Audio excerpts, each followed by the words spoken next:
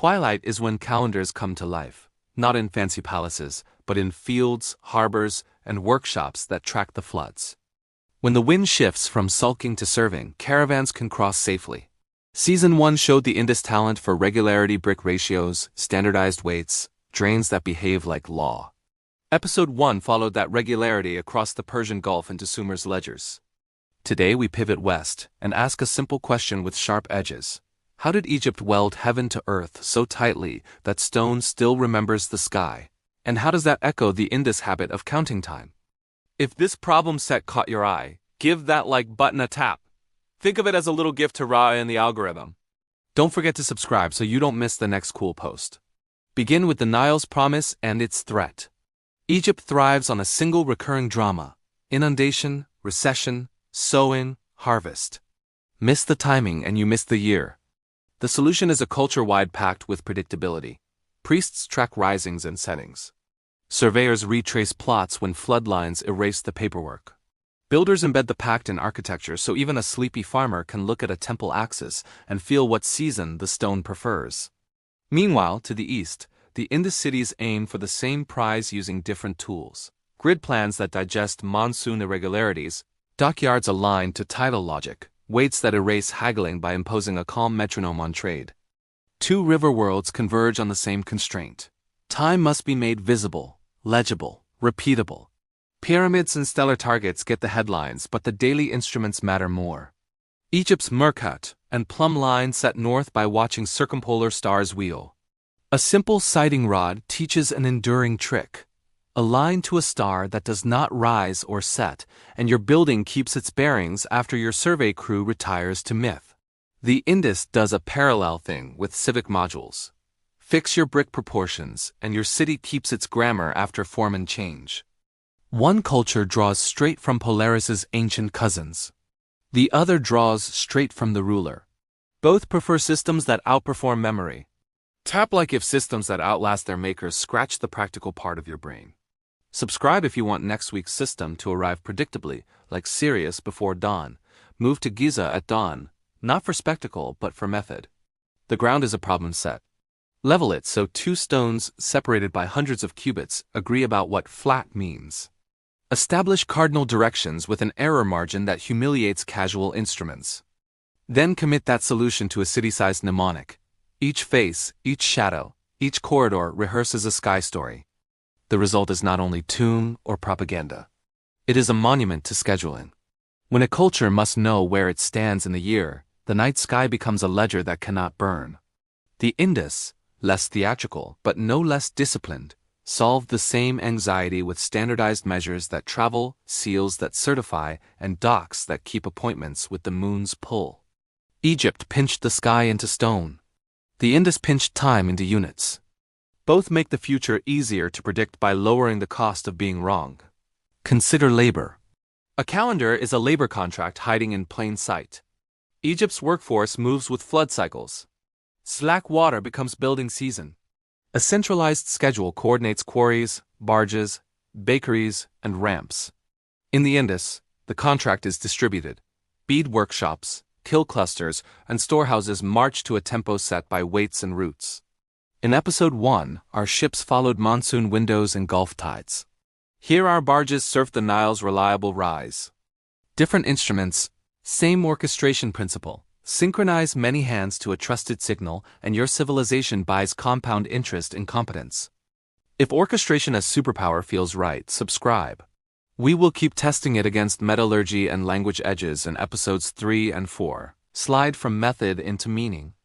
When Egypt aligns a temple to the solstice sunrise, priests can say the gods demanded it. Engineers can say the horizon geometry demanded it. Farmers can say grain demanded it. All three are correct because the alignment solves a shared problem. Reduce uncertainty.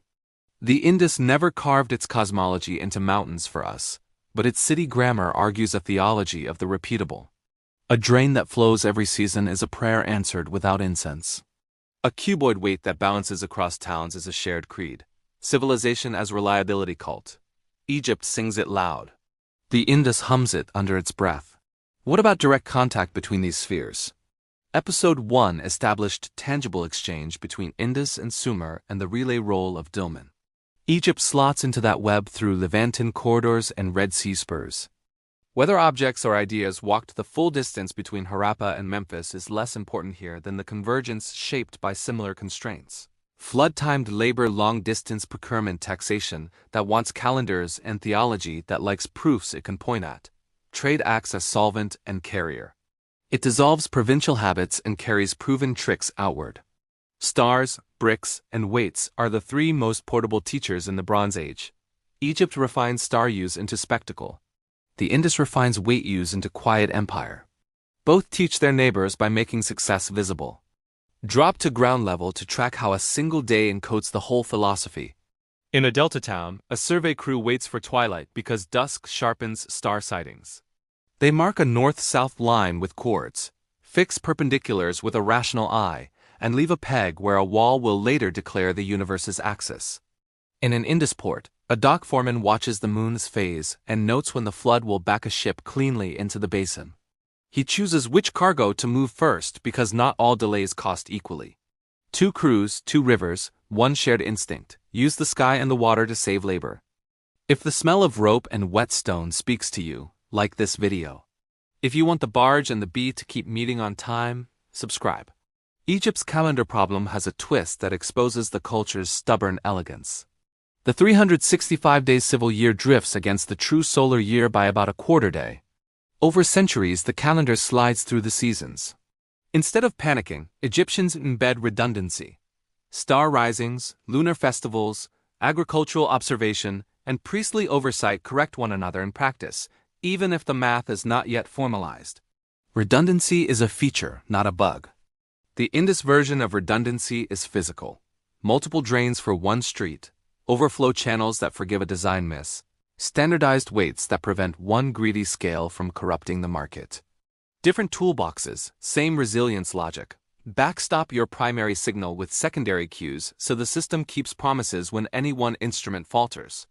Now widen the frame to the ethics of time.